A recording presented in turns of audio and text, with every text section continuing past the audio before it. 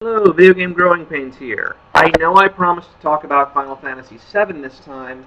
However, before I go into that, I want to actually take a moment and talk about the art of Final Fantasy.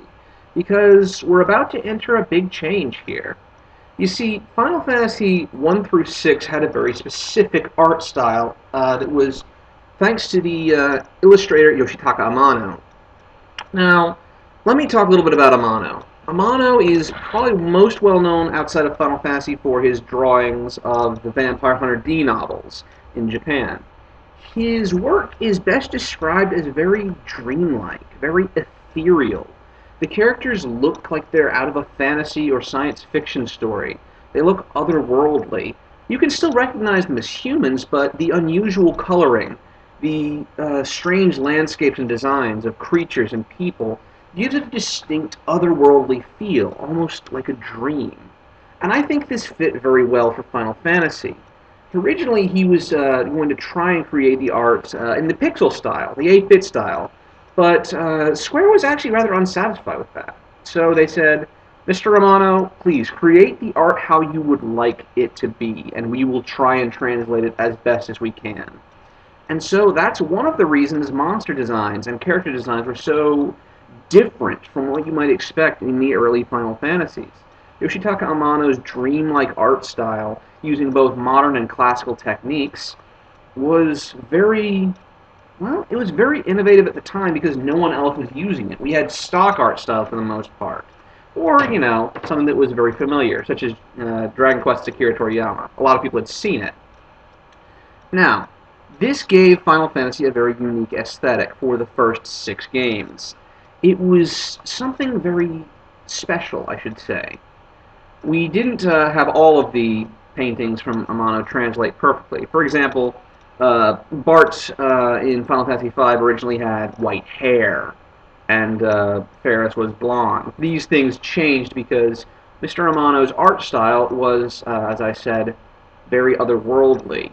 The characters would sometimes have very colorful outfits, but their faces or their hair might be without color, because that's just the way that he was drawing them. But at the same time, it was very helpful for the monster design as well as the character design. We got some very otherworldly creatures. The goblins, in particular, weren't like the goblins in Japanese myth. They were like a mix between Western and Eastern because of how his art style worked. Same thing with monsters like the Behemoth or the Zone Eater or any of the dragons. They were very distinctly Final Fantasy, and I think a lot of that owes to Mr. Amano's artwork. However, when Final Fantasy moved into the 3D realm with Final Fantasy VII, Mr. Amano stayed on for a lot of the character design and a lot of the monster design. However, we also saw the rise of a new sort of artistic mind in Square. This was Tetsuya Nomura. Now, Nomura's art style is remarkably different from Mr. Amano's, where Yoshitaka Amano was very dreamlike and used classical techniques to create a very ethereal piece. Amano had very straight, very clear line drawings, very much like digital animation. And the outfits he created for characters and the monsters weren't necessarily fantasy, dreamlike science fiction outfits. They were based on modern Japanese fashion, particularly fashion amongst pop groups. Mr. Nomura loved the band Gact, for example, and based a lot of future character designs off them.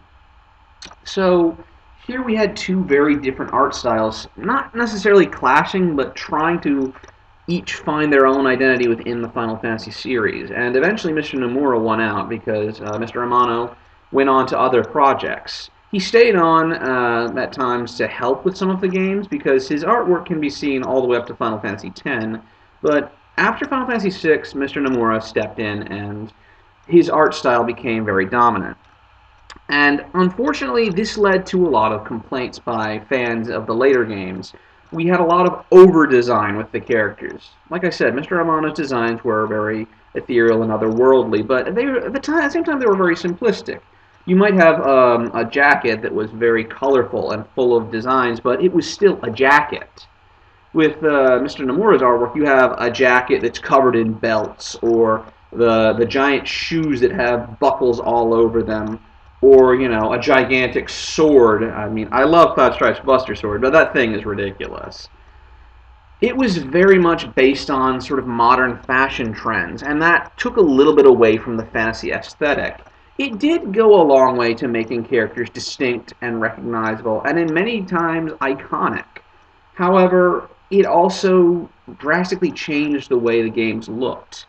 For the better or the worse, I'm not sure. I mean, I like Final Fantasy 1 through 6. I like Final Fantasy 7 through 10, the ones that were heavily inspired by Mr. Nomura's artwork. I like them both, but I think that this transition is one of the big reasons why Final Fantasy has sort of lost its way in recent years. I'll talk about that later when we get to Final Fantasy 12 and 13, but I want people to understand this because a lot is changing with the advance of 3D artwork. It's a lot harder to translate Mr. Amano's dreamlike pieces to a 3D world, so Mr. Nomura was brought in to help with that, to give a more, I guess, humanistic feel to it, to give someone more, I don't want to say human proportions, but make them look more natural. And there is nothing wrong with that. We got a lot of great designs from that. However, the two art styles created a very unique rift in Final Fantasy where you could see very similar designs, very similar ideas in how the art would work between Final Fantasies 1 through 6, and then there was this jarring shift from Final Fantasy 6 to 7.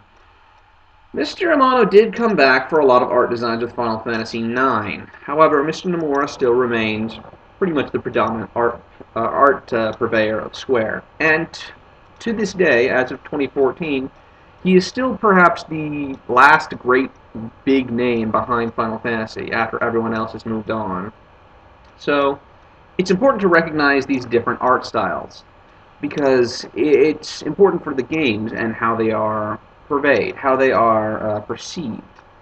Mr. Amano's art style was very light, very detailed, but also very dreamlike, whimsical, ethereal. Mr. Nomura's art style is very down to earth. It's got your standard line drawings. There's a lot of over design in the outfits and the fashion, and the creatures themselves are at times very over designed, especially the mechanical monsters. It's very much like a clash between the animation in Japan of the 80s, which was very fluid, hand-drawn, and at times quite beautiful, and the computer animation of the 2000s and beyond, where you could do a lot more with it, a lot more digital effects. You could make people look more natural, more human. You could also give them some very unique art styles, but at the same time, something was lost there. I think a lot of the honesty with the hand-drawn artwork. By that I mean a lot of the fluid nature of it. And it started taking cues from the modern world rather than being something of itself. So that's how I perceive it. It's two different eras of Final Fantasy in terms of art. Now, we have 5 different eras of Final Fantasy altogether. I've divided them by one era for every 3 games. However, I have to just talk about the art style because it is such a unique part of Final Fantasy. And I hope people will understand the difference, how we shifted from one artist to the next. Alright, that being said, next time I really will be talking about Final Fantasy VII. And oh boy, I love the game, but it's probably one of the more flawed titles in the last 20 years. Stay tuned.